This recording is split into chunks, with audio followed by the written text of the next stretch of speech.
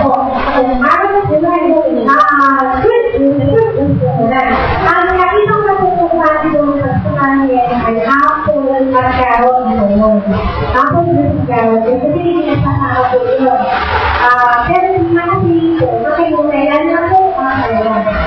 Pwede mo malaman dito, pero dito kayo kayo. Meron mo lang sila na nakakarayan sa kailangan sila. So, parang dito, wala. Kung ako ang bilis ng time, ay presto po at presto lang.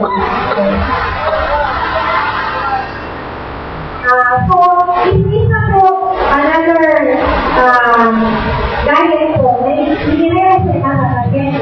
Kasi yung genetic na liquid na ako, natulog na. This time po, yun po ay pagkita na siya na tinatawag na water diet. Parang ang hirap yung water diet. Ay pag-ilay ko ang ako, pero bakit po ito ginagawa?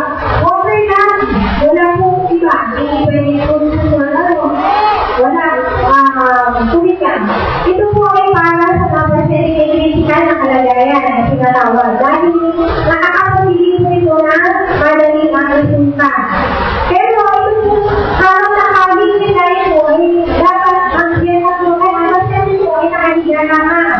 So, dapat po yung na merong nagbabatay sa kanya. Kasi, inenensi mo sa kanila. Kaya ito po wala kayo. Pero, ito po, hindi ko wala kasi ito po yung paraan pag ano. Tadyo. So, ito na po yung fasting. Hindi na po wala na tubig dahil ang tubig po yung mga nalagay para ating kalawa, magpapatulis po. Kung hindi na kayo parang magbabayin. Ang kailang na yung fasting, yun.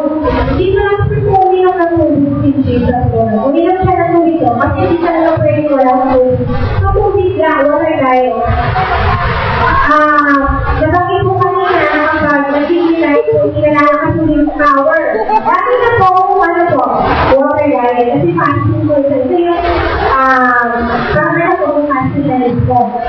Na nakita po, sabi dito, isang sarap na po, ang tubig namin niyo po yung 30 minutes.